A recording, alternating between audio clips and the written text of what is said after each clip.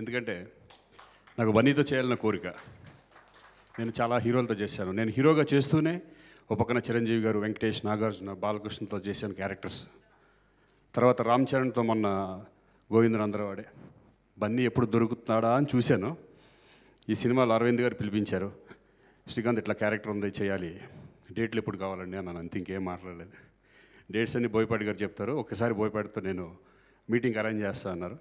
చేసిన తర్వాత ఆయన ఏదో చెప్తున్నాడు, నా డేట్ల గురించి నేను ఆలోచించుకుంటున్నాను.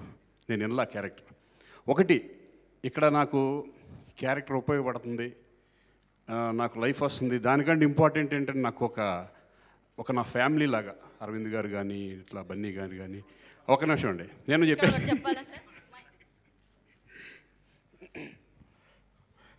తన్ని ఒకసారి ఇంటికి రా అన్న. అంటే నాకు బాగా చనువు ఉంది.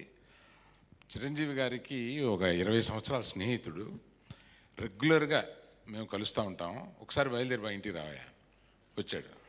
వచ్చి ఓ మంచి క్యారెక్టర్ ఉంది, నీ క్యారెక్టర్ రేపు డైరెక్టర్ చెప్తాడు. డైరెక్టర్ నాకు బాగా నచ్చింది, ఇది నువ్వు చేస్తే బాగుంటుంది. ఇది యాక్చువల్లీ నువ్వు ఇలాంటి క్యారెక్టర్స్ చాలా చేస్తుంటావు, కానీ ఇది సినిమాకి మాకు ఉపయోగం, నువ్వు చేస్తున్నావు. ఇంక మేమేం మాట్లాడడం, చేస్తున్నాను అన్నాడు. లేదు సార్, ఎందుకంటే నేను మీకు అంతకుముందు తెలుసు అప్పుడప్పుడు ఒక క్యారెక్టర్ చేస్తూ ఉంటాను. బట్ ఏంటంటే నాకేంటంటే బన్నీ అన్న కానీ, చరణ్ అన్న కానీ బాగా నాకు ఇష్టం. ఏదో క్యారెక్టర్ ఇన్ని చేస్తాను, ఎలా ఉంది నా క్యారెక్టర్, ఏమి లేవు. అంటే అంత మంచోడు, అంత ప్రేమ మా కుటుంబం. అంటే అది ఇలా చెప్పగానే ఓకే ఇంకేముంది నేను చేస్తున్నాను, ఇంకంతేగా, రేపొద్దున వింటాను అని అన్నాడు. దానికి ప్రత్యేకంగా నేను అది మనసులో పెట్టుకుని అతను మాట్లాడుతున్నప్పుడు నాకు గబుకుని అనిపించి వచ్చాను. Thank you. నువ్వు కంటిన్యూ చేయి. ఇంకేంటి కంటిన్యూ చేశాను, కట్ అయిపోయింది. అంతకుముందు క్యారెక్టరైజేషన్స్ ఫాలో అవ్వడం వేరు, వీళ్ళు ఎంత కష్టపడుతున్నారు అనేది నిజంగా బన్నీ చూసిన తర్వాత తెలిసింది. ఇంత కష్టపడుతున్నారు వీళ్ళు. అందుకే ఏదో ఫస్ట్ ఫిల్మ్ నుంచి ఇప్పటి వరకు చూసుకుంటే వీళ్ళు ఎంత లెవెల్కి వెళ్తున్నారు, ఏ లెవెల్కి ఆలోచిస్తున్నారు అనేది నిజంగా మేము చాలా ఎర్లీగా మేము వచ్చేసామనే ఫీలింగ్ వచ్చింది. అంత కష్టపడలేము డెఫినెట్గా.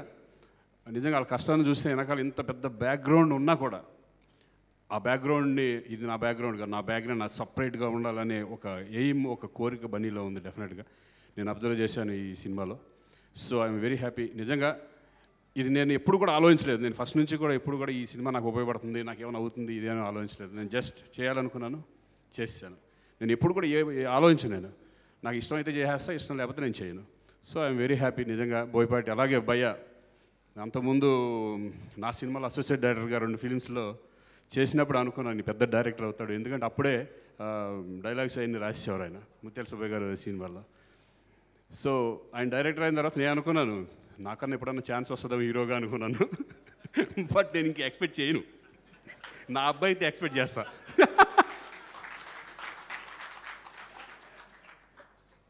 సో హ్యాపీ భయ్య, ఎందుకంటే ఇలాంటి మంచి టాలెంట్ ఉన్న డైరెక్టర్స్ తెలుగు ఇండస్ట్రీకి కావాలి.